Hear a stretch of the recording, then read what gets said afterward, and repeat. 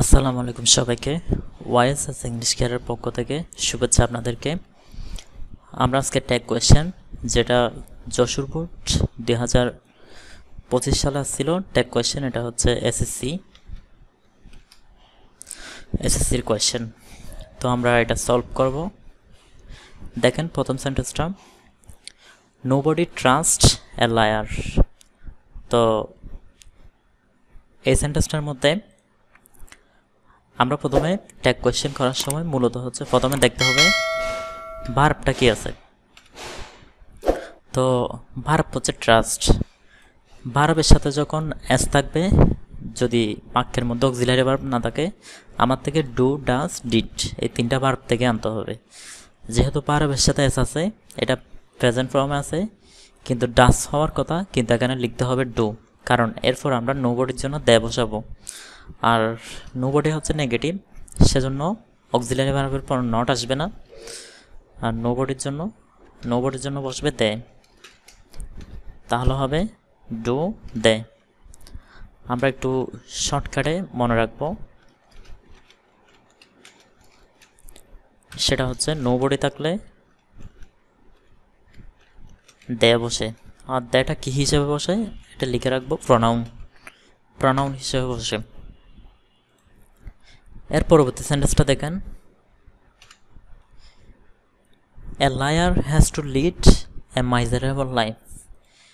এখানে হ্যাজ হচ্ছে auxiliary verb, মনে রাখবেন অক্সিলারি ভার্ব থাকলেই অক্সিলারি ভার্ব এটা আগে বসবে। এরপর বাক্য যদি নট না থাকে, একটা শর্টকাটে নট বসাবো। এরপর এ লায়ার মানে হচ্ছে একজন মিথ্যাবাদী, আমি সেটাকে প্রনাউন হিসেবে হি ধরতে পারবো। ট্যাগ কোয়েশ্চেনের মধ্যে নাউন থাকলে সেটাকে প্রনাউন করে বসাতে হবে, তো কোয়েশ্চেন মার্ক দিতে হবে। তাহলে আমরা একটু মনে রাখবো, একটু নোট আকারে লিখে রাখবো, সেটা হচ্ছে অক্সিলারি ভার্বের মধ্যে একটা আছে হ্যাভ ভার্ব নামে।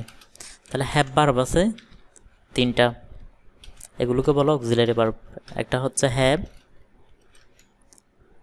আর আরেকটা হচ্ছে হ্যাজ, আর আরেকটা হচ্ছে হ্যাড, এগুলোকে বলে অক্সিলারি ভার্ব। এরপর সি নাম্বার সেন্টেন্সটা দেখেন, speaking the truth is a good exercise. তো এই সেন্টেন্সটার মধ্যে স্পিকিং দ্য ট্রুথ, সত্য কথা বলা, কেমন, এটা কিন্তু কোনো ধরনের মানুষ নয়, সত্য কথা। এটা হচ্ছে, এটা প্রনাউন হিসেবে আমাদের থেকে ইট ইউজ করতে হবে। তো প্রথমে ইস অক্সিলারি ভার্ব আছে, সেটা আনবো, যেহেতু নট নাই বাক্যের মধ্যে, নট আনবো একটা। স্পিকিং দ্য ট্রুথ, এটার জন্য ইট ইউজ করতে হবে প্রনাউন হিসাবে, তো তাহলে হবে ইজন্ট ইট। এর পরবর্তী সেন্টেন্সটা দেখেন, ডি নাম্বারে, everybody should have the habit of speaking the truth. এখন এখানে দেখেন, শুড হচ্ছে মডাল অক্সিলারি ভার্ব।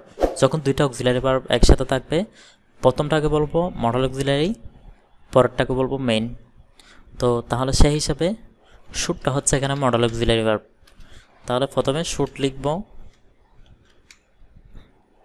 একটা নট আনতে হবে, শুড নট।